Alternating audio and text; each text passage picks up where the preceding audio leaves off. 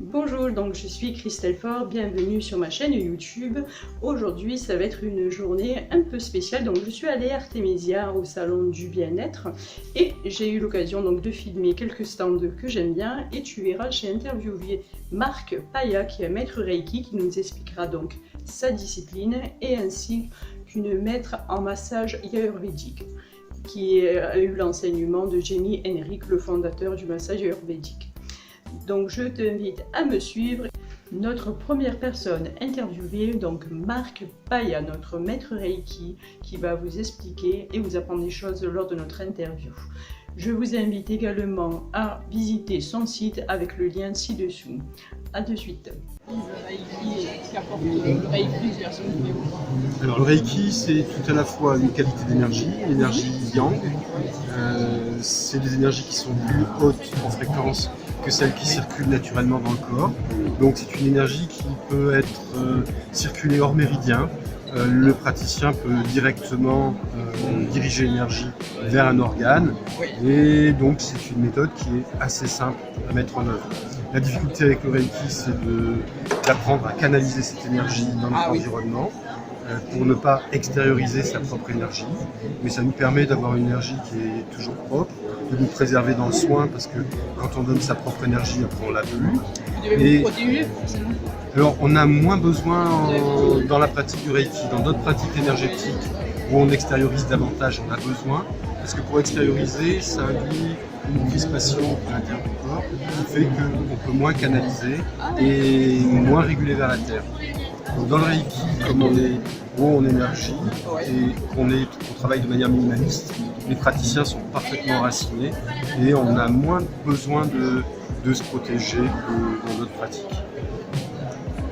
La particularité aussi du Reiki, c'est que cette qualité d'énergie confère à nos soins des possibilités supplémentaires par rapport aux méthodes qui utilisent des énergies divines. On va avoir une énergie qui est naturellement programmatrice, réorganisatrice au niveau du corps. Je vais laisser la dame s'installer et peut-être me déplacer. Donc on travaille de manière un peu différente, bien que dans les mêmes prémices que la médecine chinoise. Nous, on va avoir la possibilité d'apporter beaucoup d'énergie, alors que dans mais qui les ne viennent pas d'où? Non, qui ne vient pas de nous, on canalise. On canalise et c'est pour ça qu'on travaille de manière minimaliste. Les praticiens travaillent toujours en état de méditation, ce sont des méditants. Et donc le Reiki est aussi une méthode de méditation et on est parfaitement bien dans la pratique. On est dans une pratique qui est dans l'idéal taoïste, Wei Wu Wei, faire sans faire. Juste un objectif et on laisse l'énergie passer à travers nous pour aller vers une personne qu'on soigne. Du coup, ça fait un rééquilibrage énergétique en même temps.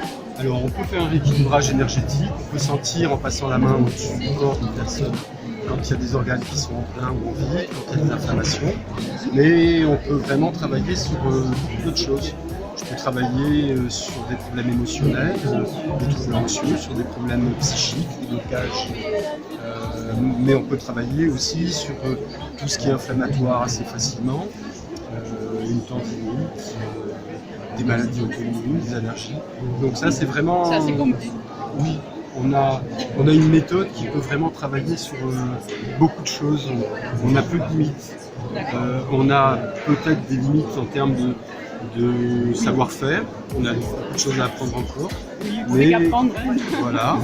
Et on est toujours des chercheurs dans notre pratique. Chez nous, il n'y a pas de maître. Vous avez différents niveaux. Il y a différents niveaux et le Reiki hérite beaucoup des arts martiaux et on a le même système de grades que dans les arts martiaux. Donc nos degrés correspondent aux dan japonais. Et le Reiki est né au Japon. C'est une méthode qui a été formalisée au Japon en 1922. C'est l'année où était introduite le karaté au Japon. Et donc c'est la même période de recherche spirituelle que le moment où sont nés l'aïkido, le judo et le karaté. Donc il y a beaucoup de liens. Dans la pensée, on est dans une pensée stratégique aussi, un peu comme les arts martiaux, c'est-à-dire comme les thérapies les thérapies brèves, Palo Alto, l'hypnose ericksonienne. Le Reiki pense qu'un problème, c'est une habitude qui est devenue, du fait du contexte de vie, erronée. Et donc, il faut déprogrammer une habitude devenue mauvaise, inadaptée, pour reprogrammer une nouvelle habitude. Et donc, on peut avoir une méthode aussi qui est alternative à la psychothérapie classique. C'est assez complet. C'est très complet. Autant On le peut vraiment mental, apprendre le du physique. Voilà. Alors on va travailler en psychothérapie soit avec des approches stratégiques, un peu comme en hypnose ericksonienne, soit comme en sophrologie ou en entraînement mental.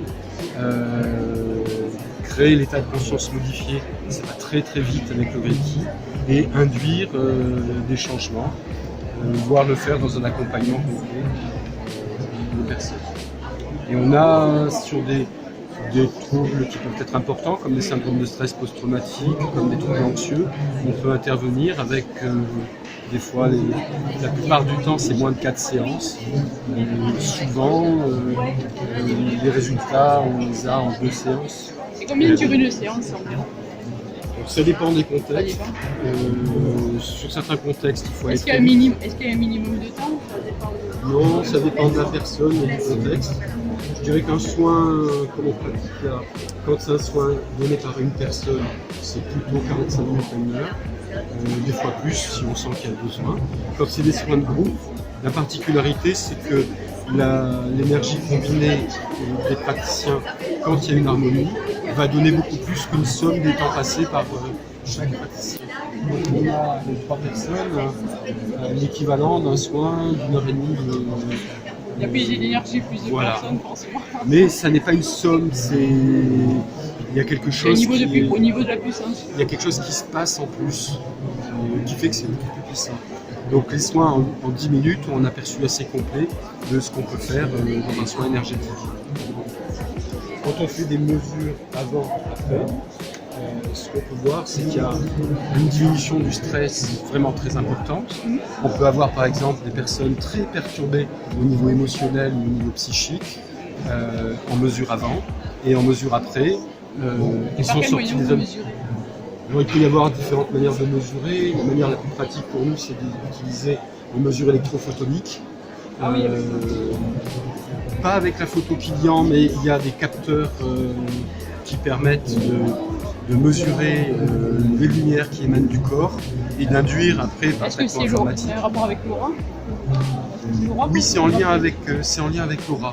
Mais on va avoir beaucoup plus de précision, c'est-à-dire qu'on va pouvoir aussi dégager les équilibres dans l'interaction organique, voir les émotions, voir les différents troubles à l'intérieur du corps, voir les zones de blocage, les zones inflammatoires. Et donc, on s'est servi de ces mesures-là pour mesurer les résultats.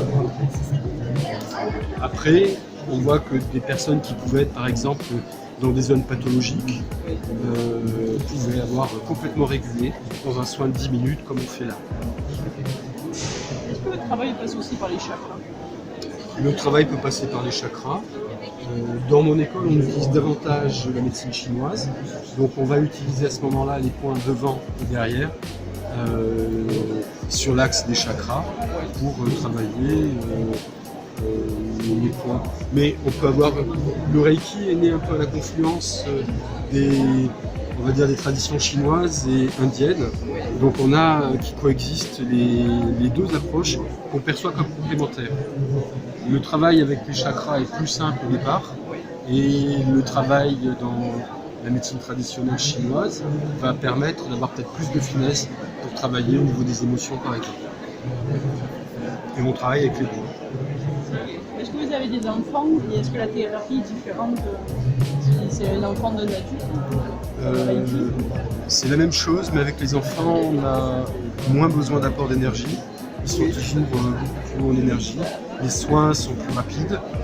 Et des fois, à 5-10 minutes, on a un effet vraiment important. On a souvent des enfants qui viennent sur les stands. Ce matin, il y en a eu 2 déjà. On a des parents qui viennent avec leur bébé. On peut très bien travailler par exemple sur les troubles du sommeil, des enfants qui hurlent la nuit, les parents viennent. À ce moment-là, souvent on soigne conjointement les parents et les enfants ensemble.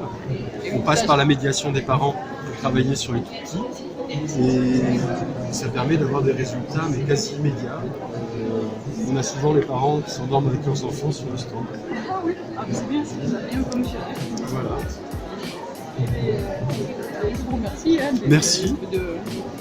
Et je vous dis à bientôt, je vous laisse une carte. Merci. Alors, cette première interview est finie. Je vous invite à me suivre pour cette présentation de différents stands que j'ai appréciés dans ce salon Artemisia.